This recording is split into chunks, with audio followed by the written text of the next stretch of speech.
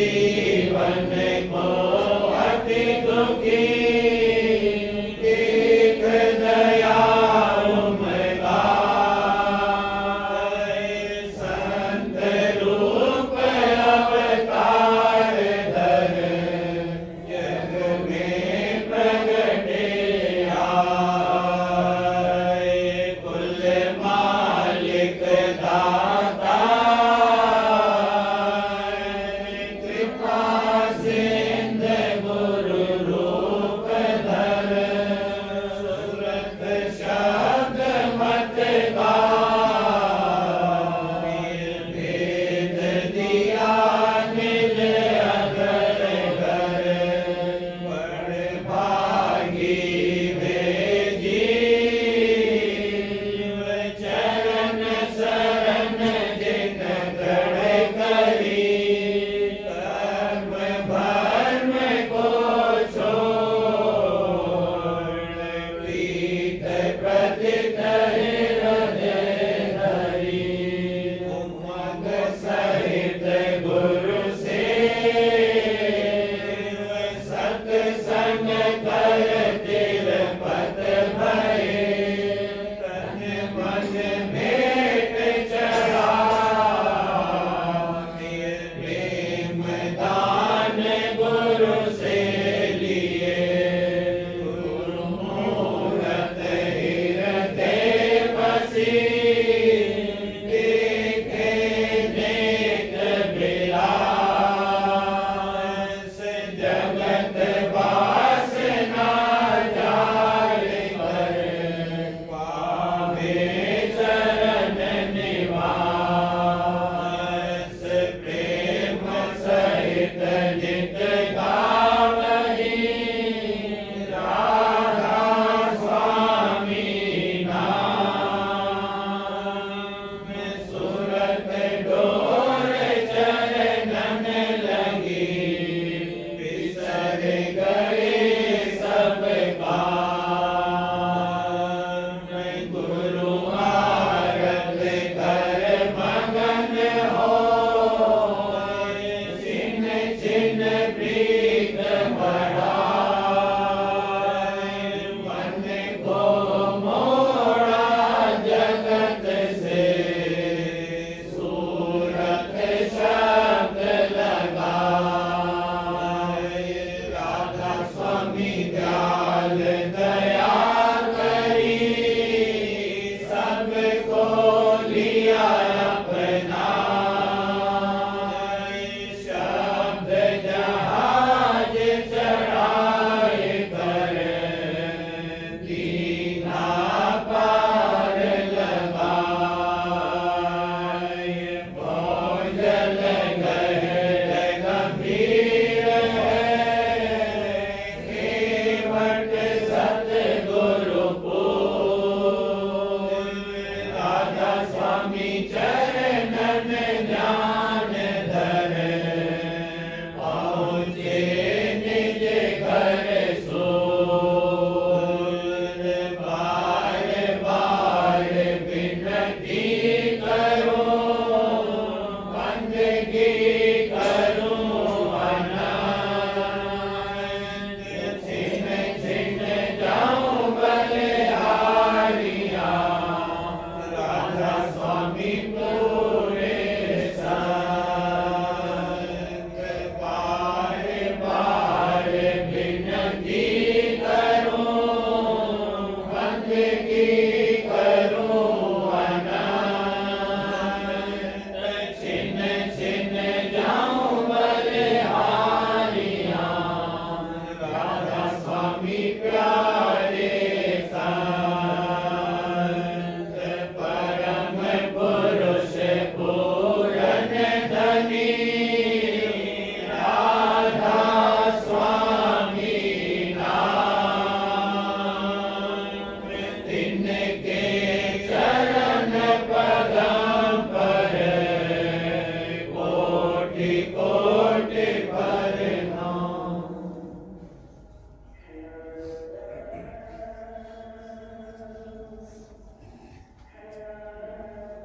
राधा स्वामी मेरे सिंध कबीर स्वामी मेरे सिद्ध गंभीर, कोई था न पावत वीर, कोई था न पावत वीर। राध स्वामी मेरे सिद्ध गंभीर, राध स्वामी मेरे सिद्ध गंभीर, कोई था न पावत वीर, कोई था न पावत वीर। रतन के भरे भंडार, रतन के भरे भंडार, अकाल अमोलक सार, लाल अमोलक सार। सुत मीन करे जाके, सुत मीन करे जाके,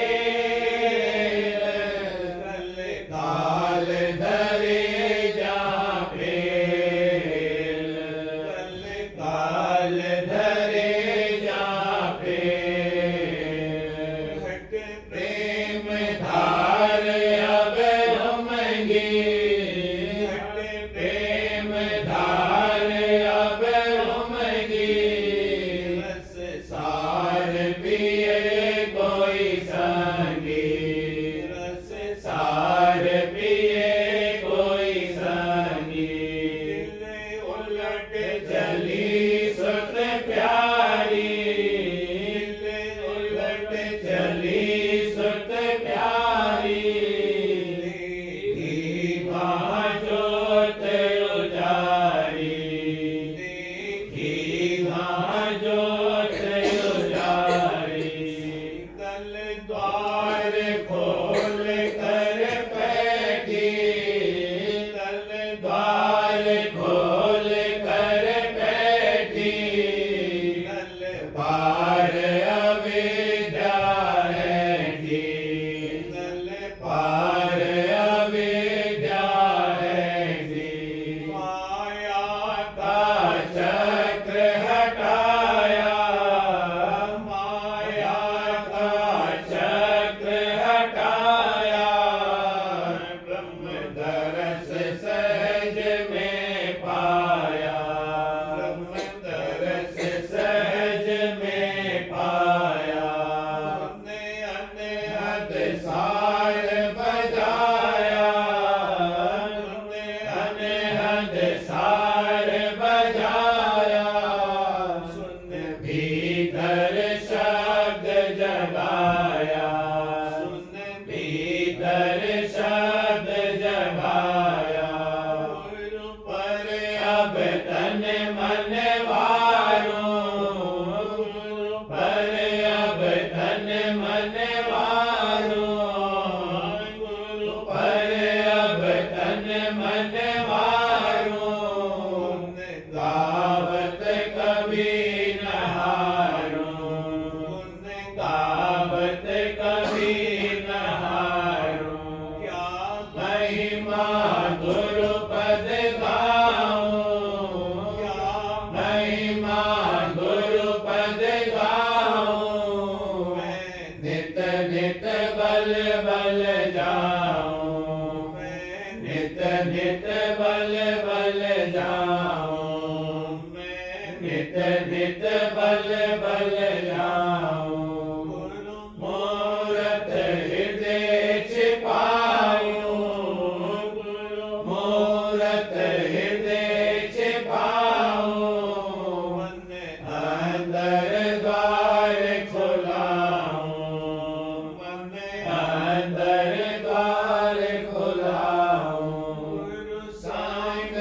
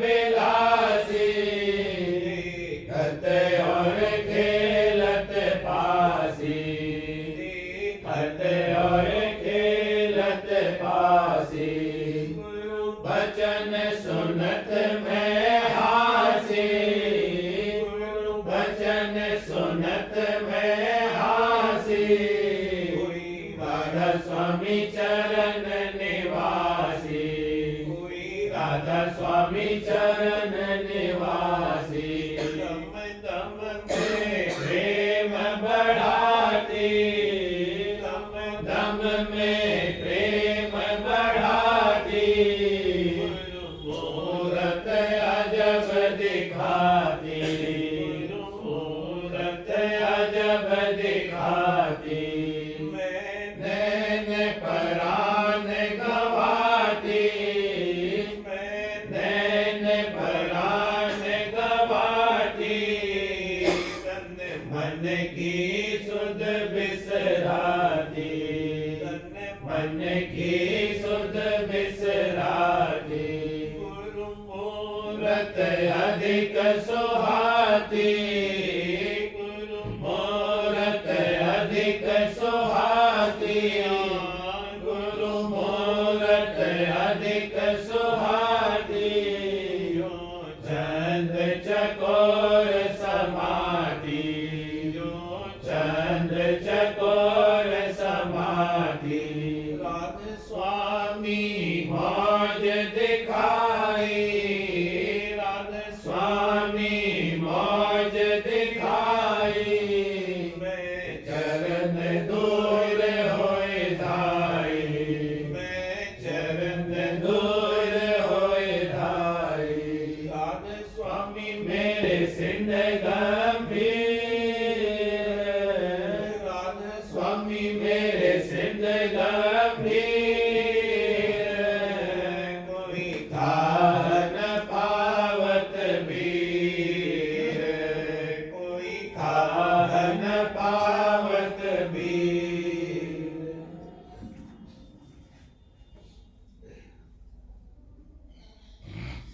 सतगुरु से करूं पुकारी सतगुरु से करूं पुकारी धन मत कीजे जारी धन मत कीजे जारी सतगुरु से करूं पुकारी सतगुरु से करूं पुकारी धन मत कीजे जारी धन मत कीजे जारी जीवन का होए उधारी जीवन का होए उधारी देखो यही बहारी देखो यही बहारी मौज करो फिर भारी मौज करो फिर भारी सब आरत करें तुम्हारी सब आरत करें तुम्हारी हर को खेल निहारी हर को खेल निहारी मानो यह अर्ज हमारी मानो यह अर्ज हमारी राखूं पक्ष तुम्हारी राखूं पक्ष तुम्हारी अब की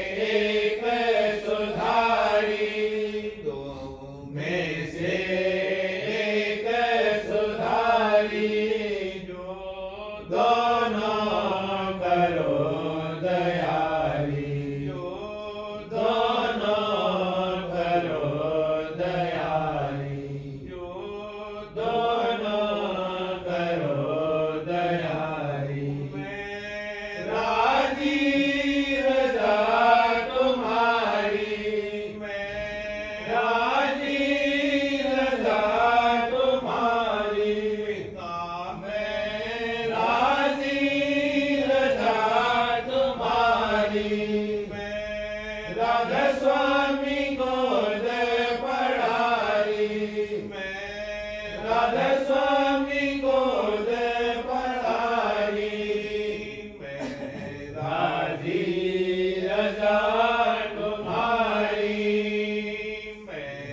राजी रजा तुम्हारी राधा स्वामी गोद पढ़ाई राधा स्वामी गोद पढ़ाई सतगुरु से करूं पुकारी सतगुरु से करूं पुकारी तन मत कीजे जारी संतन मत कीजे जारी।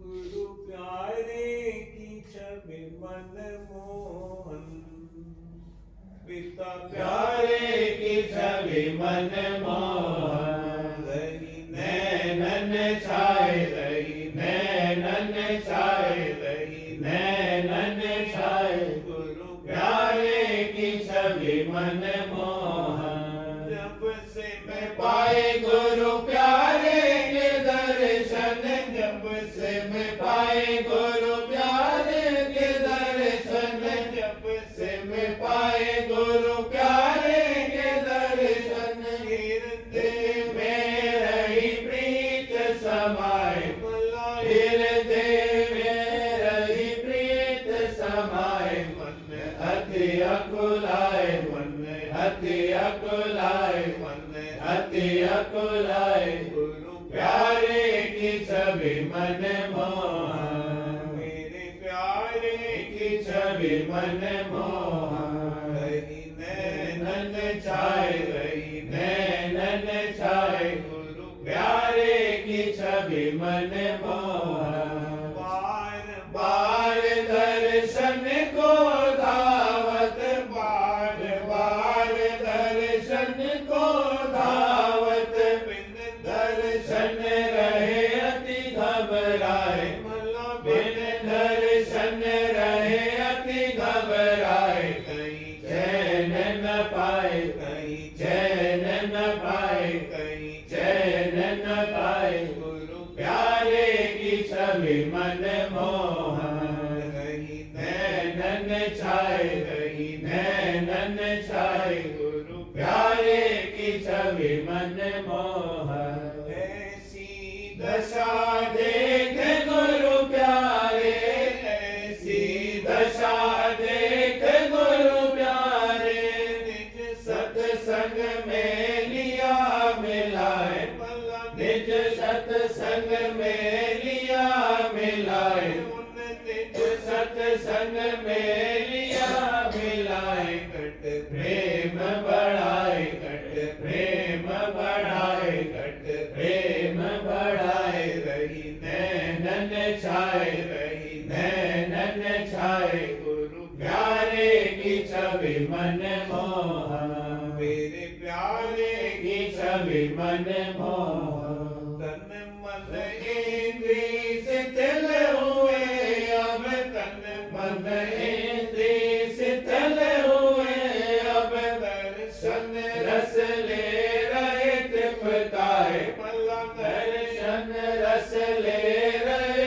तृप्ताए जग भाव भुलाए जग भाव भुलाए जग भाव भुलाए गुरु प्यारे की छवि मन मोहन रही नैनन छाए रही नैनन छाए गुरु प्यारे की छवि मन मोहन गुरु सरो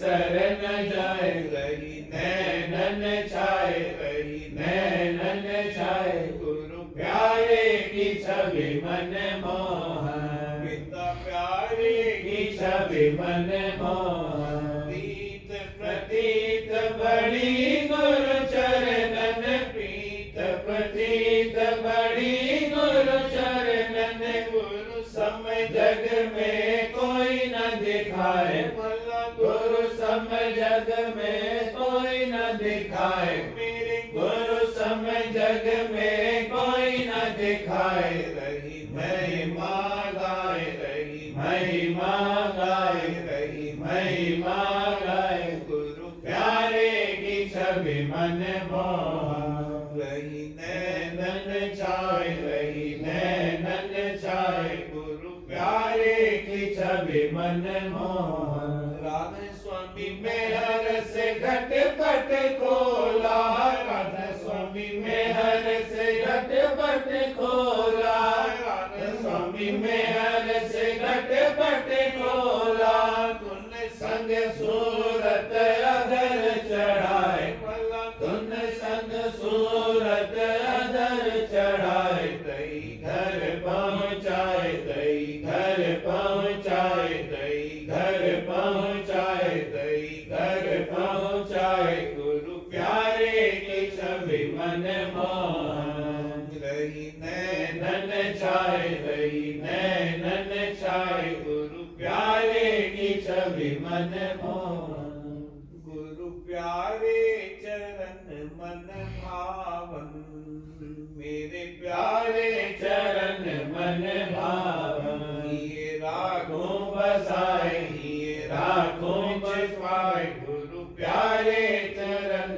मन भावन सुन सुन बचन गुरु प्यारे के सुन सुन बचन गुरु प्यारे के सुन सुन बचन गुरु प्यारे के संशयरम सब गए नसाए भला संशयरम सब गए नसाए मन भाव बढ़ाए मन भाव बढ़ाए मन भाव बढ़ाए गुरु प्यारे चरण मन भावन गुरु प्यारे चरण मन भावन ये राखों बसाए ये राखों छिपाए गुरु प्यारे चरण मन भावन चरण शरण की महिमा जानी चरण शरण की महिमा जानी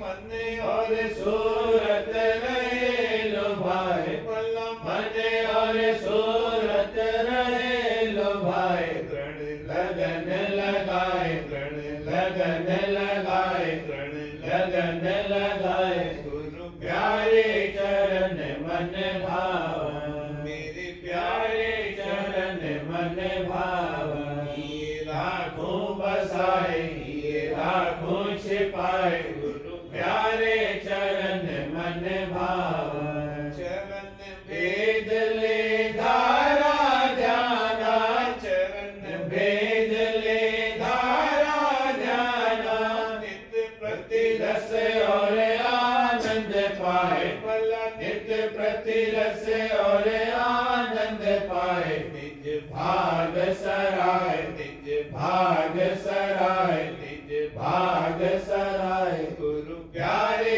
चरण मन भावन ये राघो राखों बसाए ये राखों छिपाए गुरु प्यारे चरण मन भावन गुरु चरणन समय और न प्यारा गुरु चरणन समय और न प्यारा गुरु चरणन समय और न प्यारा बारंबार उन्हीं में धाए भला बारंबार उन्हीं में धाए देखो बारंबार उन्हीं में धाए मन सुत हर खाए मन सुत हर खाए मन सुत हर खाए गुरु प्यारे चरण मन भावन ये राखों बसाए ये राखों छिपाए खाए गुरु प्यारे चरण मन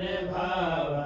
राधे स्वामी मेहर की क्या कहूँ महिमा, राधे स्वामी मेहर की क्या कहूँ महिमा, राधे स्वामी मेहर की क्या कहूँ महिमा। सहज लिया मोहे चरण लगाए, सहज लिया मोहे चरण लगाए। सब बंद छुड़ाए, सब बंद छुड़ाए, सब बंद छुड़ाए। गुरु प्यारे चरण मन भावन, गुरु प्यारे चरण मन भावन। ये राधो राखों बसाए, ये राखों छिपाए, गुरु प्यारे चरण मन भावन।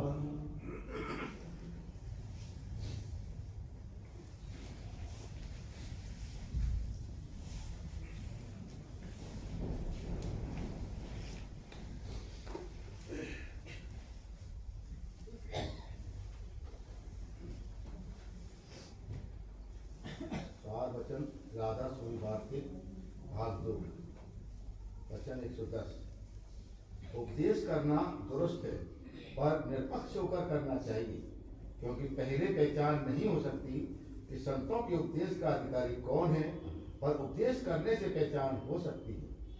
जो अधिकारी होगा वह वचन को मानेगा, और जो अधिकारी नहीं है वह तकरार और वाद करेगा। इससे पहचान हो जाएगी, फिर उससे हट नहीं करना चाहिए। उपदेश करना बिल्कुल मना नहीं है, क्योंकि जो उपदेश नहीं होगा तो संतों का मत कैसे प्रकट होगा। वचन 111। मालिक को दीनता प्यारी है। मुनासिब यह है कि पहले वह काम करना कि जिससे दीनता आवे, और यह संतों के संग से हासिल होगी। पंडित और भेद के संग से जो सिवाय धन और भोजन के कुछ नहीं चाहते, उनके संग न दीनता आवेगी और न मालिक राजी होगा। जिसको यह बात हासिल करनी मंजूर होवे, उसको चाहिए कि अपने वक्त का सद्गुरु तलाश करके उनकी भक्ति करे, तब मालिक राजी होगा।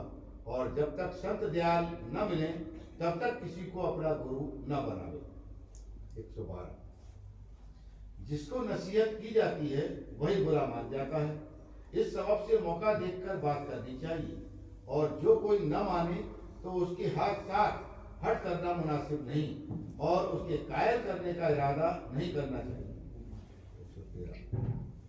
सद्गुरु की पहचान उसको होगी जो संसार की तापों में तप रहा है, और जो उन तापों को सुख रूप जानता है वो कभी सद्गुरु को नहीं पहचान सकता है। और मुख्य पहचान वह है जो सद्गुरु आप बख्शे, इससे बढ़कर कोई पहचान नहीं। 114। संत फरमाते हैं कि यह कुछ जरूर नहीं है कि जिसका आदि होवे उसका अंत भी होवे। यानी संतों ने मौज से ऐसी रचना भी रची है जिसका आदि है पर अंत नहीं।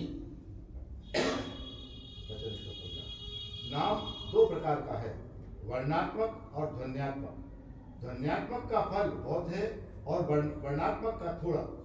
जिसको डर 84 का है उसको मुनासिब है कि ध्वन्यात्मक नाम का प्राप्ति का वाला सद्गुरु खोजे, तो 84 के चक्कर से बचेगा, और जो वर्णात्मक नाम में रहे तो उनकी 84 नहीं छूटेगी। वचन 116। सब काम छोड़कर एक अपने वक्त के सद्गुरु का हुक्म मानना चाहिए और उसके मुआफिक अमल करना चाहिए। इसमें इसका काम बनेगा। सबका खुलासा यह है। 117। जैसे संसार के पदार्थों का यह जीव मोहताज है, ऐसे ही परमात्मा मोहताज नहीं है। और जैसे संसारिक पदार्थों के वास्ते दीन होता है, ऐसा नाम के वास्ते दीन भी नहीं होता है। और जो कभी दीन भी होता है तो कपट के साथ, पर सद्गुरु अंतर्जामी है, वह इस तरह सब नाम ही बख्शिश करते हैं। और सबब सच्ची दीनता न आने का यह है, यह जीव बेदरज है। सच यह है कि जब तक यह जीव सद्गुरु के सामने सच्चा दीन न होगा, तब तक जो मालिक भी उसको तारना चाहे तो नहीं तार सकता है। जीव जो बाहर मुख है वह अंतर का हाल नहीं जानते, और जब तक अंतर्मुख उपासना शब्द की न होगी तब तक कार्य नहीं सरेगा। बाहर सद्गुरु की उपासना और सत्संग और अंतर में शब्द की उपासना दोनों बराबर करनी जरूर है।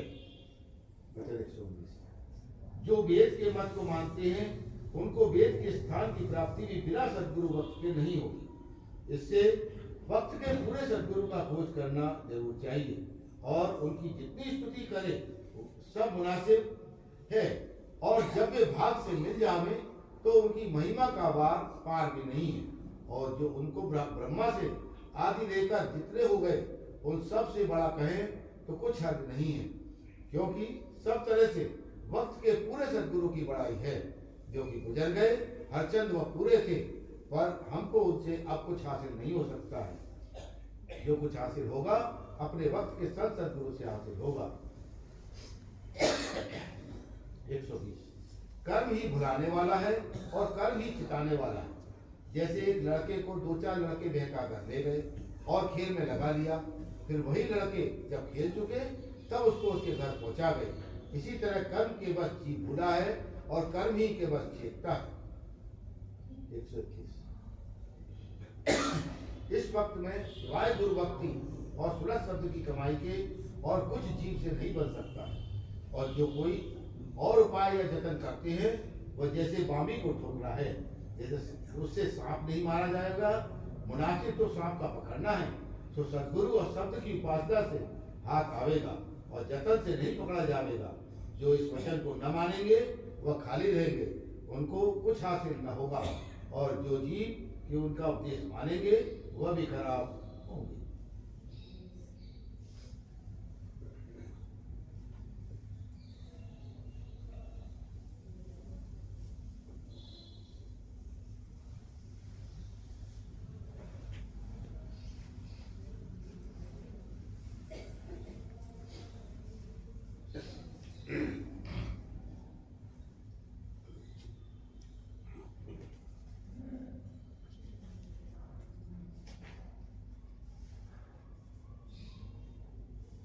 वचन बाबूजी महाराज, तीसरा भाग, वचन 11, आगरा 4/3/1938।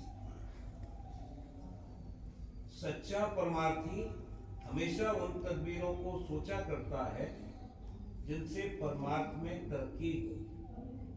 गुरु का दर्शन बड़े प्रेम से करता है और उनके उपदेश और वचन तवज्जो से सुनता है और उपदेश को बर्ताव में लाने के लिए जतन करता है।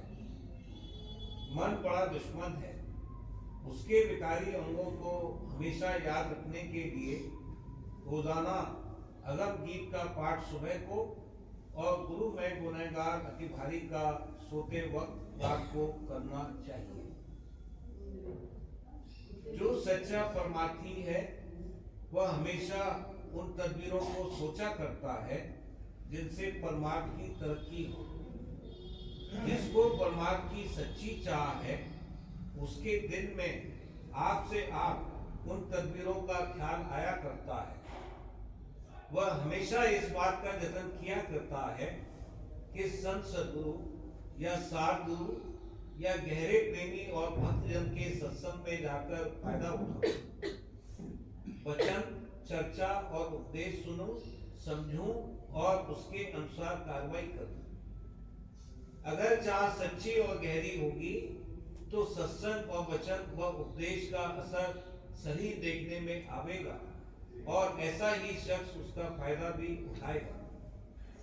अगर परमार्थ की गहरी चाह नहीं है और मामूली तौर पर सत्संग में आता है तो फायदा तो उसको भी होगा, मगर इतना नहीं कि जिससे अंतर में चाल चलती हुई नजर पड़े और मन व सूरत सिमटे और चढ़े और रस प्राप्त हो।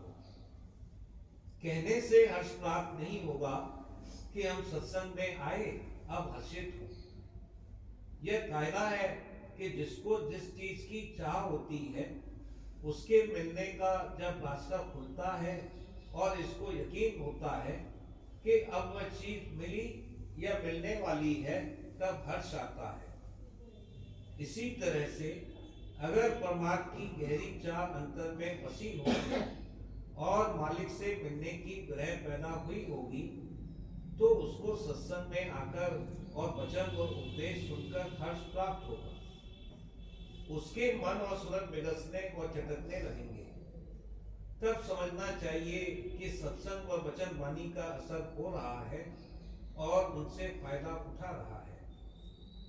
जब यह मालूम होता है कि आज फला वक्त या कल हमको बहुत उम्दा खाना मिलेगा, तो उसी वक्त से मन में एक किस्म की खुशी होने लगती है और उसका ख्याल उठा करता है। खाने से पहले ही उस खाने का रस लेने लगता है। यह जब मालूम हुआ कि फला वक्त हमारा दोस्त मिलने को आवेगा, तो बड़ा शौक पैदा होता है और जैसे जैसे वह वक्त नजदीक आता जाता है, दोस्त से मिलने का शौक बढ़ता जाता है और चित्त में बड़ी मगनता आती है। या किसी को रुपया कर्ज दिया है तो साहूकार मन में सोचा करता है कि अब इतना सूद चढ़ गया और अब फला दिन वह शख्स रुपया लेकर आता होगा, और यह ख्याल कर करके बड़ा मगन होता है और उस दिन का बड़े चाव से इंतजार करता है। यह मालिक मकान सोचा करता है कि आज महीना पूरा हो गया, किराएदार किराया लाता होगा। यह मजदूर और नौकर को जिस दिन मजदूरी और तनख्वाह मिलने को होती है, उससे पहले ही उसको खुशी होने लगती है कि आज रुपया मिलेगा। पति को पत्नी, पत्नी को पति, माता को पुत्र, दोस्त को दोस्त और धन चाहने वाले को धन मिलने की उम्मीद में जैसा हर्ष होता है और मन में एक किस्म की गुदगुदी पैदा होती है, उसी तरह से परमार्थी को सत्संग, दर्शन और वचन के लिए शौक और हर्ष पैदा होना चाहिए। परमार्थ के गहरे शौकीन को बहुत पहले से इस बात का ख्याल करके ही बड़ा हर्ष प्राप्त होने लगता है कि अब सत्संग का वक्त आया, सतगुरु के दर्शन होंगे और वचन व उपदेश और पाठ सुनने को मिलेगा। ऐसे शौक और भाव और लय के साथ में जो सत्संग करेगा, उस पर सत्संग और वचन का असर होगा और वही उसका फायदा भी उठावेगा। हर्ष 3 किस्म से होता है, तन से, मन से और सुरत से। सत्संग और वचन वाणी से सुरत को हर्ष आने लगे तो यह सबसे बड़का दर्जा है। असर परस्पर होता है, कहने वाले और सुनने वाले दोनों पर मुनस्सिर है। संत सद्गुरु अगर विराजमान हो तो बड़े भाग की बात है। साध गुरु यह गहरे प्रेमी भक्तजन के संग से भी दर्जे बदर्जे फायदा होता है। संत सद्गुरु का बड़ा ऊंचा घाट है। वैसे जिस किस्म की चर्चा की जाती है, उसके हिसाब से घाट बदलता रहता है, मगर संत सद्गुरु जो वचन कहते हैं और उपदेश फरमाते हैं, उसका उनको प्रत्यक्ष तजुर्बा और अनुभव है और वह चीज उनके अंदर मौजूद है, इसलिए उनके वचन और उपदेश में भारी असर रहता है। जिसके अंतर में मालिक की भक्ति पूर्ण अंग में मौजूद है, यानी जो खुद भगवंत रूप है, यानी संत सद्गुरु, या जिसमें कम दर्जे में मौजूद है और भक्ति कर रहा है, तो उनके यह कहने में कि मालिक की भक्ति करना चाहिए असर है, पूर्ण अंग में या उससे कम। जो खुद मालिक की भक्ति नहीं कर रहा है, वह अगर यही बात कहे तो उससे कुछ असर नहीं होगा। इसी तरह सुनने वाले पर उस असर और फायदे का लेना मुनस्सिर है। जिस घाट से वचन कहा जा रहा है, उससे मुआफ़क़त रखने वाला घाट सुनने वाले का भी होना चाहिए। अगर सुनने वाला मुआफ़क़त के घाट पर नहीं है तो कुछ असर नहीं होगा। इसलिए सत्संग करना और वचन, उपदेश व पाठ सुनना तभी दुरुस्त है जब यह उस घाट पर आकर बैठे जहां से असर ले सके, यानी जिस घाट से वचन कहे जा रहे हैं, उस घाट की तरफ इसके मन और सूरत खींचें। इससे वचन और उपदेश समझ में भी आवेंगे और उनके अनुसार बढ़ भी सकेगा। उपदेश को बर्ताव में लाने के लिए जतन और प्रार्थना करेगा। मन परमार्थ में क्या क्या और किस किस तरह विघ्न करता है और इसको परमार्थ से हटाए रखता है, इस बात की जांच कर सकेगा। मन बड़ा भारी दुश्मन और गनीम है। मन की बदमाशियों का बयान कहाँ तक किया जाए, दफ्तर का दफ्तर है। पूरे तौर पर मन का हाल तो उस जगह पहुंचने पर मालूम होगा जहां सूरत उससे अलग होती है। मन के अंगों का कई दफे बयान किया जा चुका है, मगर फिर भी बार बार उनके बयान किए जाने की जरूरत है, ताकि यह मन के दुखों से होशियार रहे और हर वक्त उसकी चौकीदारी करता रहे। करत हूँ पुकार, आज सुनिए गुहार, इस प्रार्थना को सुबह पढ़कर फिर दुनिया का कामकाज शुरू करना चाहिए। इसी तरह रात को सोते वक्त गुरु में गुनहगार अति भारी पढ़ना चाहिए। महज नियम के तौर पर नहीं, बल्कि समझ समझ कर पढ़ना चाहिए। इनमें मन के कुल अंग बयान कर दिए गए हैं, इसलिए इनको पढ़ने से कम एक दफा हर रोज यह बात याद आ जाएगी कि मन में क्या क्या विकार हैं और मैं कैसा हूं। उस अवस्था को अपने ऊपर घटाकर और दीन अधीन होकर इन शब्दों को पढ़ने से दया नाजिल होगी और मन की मलिनता धीरे धीरे साफ होगी। सुबह के वक्त बिना अगम गीत को पढ़े हुए हुजूर महाराज पलंग से नीचे नहीं उतरते थे। जहां तक मुमकिन हो पहले अगम गीत का पाठ कर ले, तब बिस्तर छोड़ना चाहिए। अगम गीत के 3 हिस्से हैं। पहला हिस्सा प्रार्थना है, जो 12वीं कड़ी जहां से परे अलग थे लोग एक अगम पे महाराज स्वामी पर अले, पंडित न जाने भे, काजी न मुल्ला शेख, संत बिन न जाइए पर खत्म होता है। तब दूसरा हिस्सा, एक कहूँ सीख मान, मन की तू छोड़ ठान, गुर की गति अगम जान, शब्द भेद ले पहचान, तेरी बुद्धि है जान, काम क्रोध त्यागिए, इस कड़ी से शुरू होता है। और 18वीं कड़ी, गुरु का तू वचन पाल, मन की मति तुर्त टाल, बुद्धि के सांचे में ढाल, मनमुख का संग जाल, गुरुमुख की यही चाल, काल हाल जारिये पर खत्म होता है। इसमें सदगुरु प्रार्थना का जवाब फरमाते हैं और उपदेश देते हैं कि क्या करना चाहिए। तब तीसरा हिस्सा, सूरज नैना समाल, फिर आकाश फाड़ डाल, निरखो ज्योति जमाल, द्वारे धस बंक नाल, अनहद पर धरो ख्याल, गगन में चढ़ाइए, इस कड़ी से शुरू होता है। इसमें यह बताया है कि अगर सदगुरु की शिक्षा मानोगे तो क्या हासिल होगा।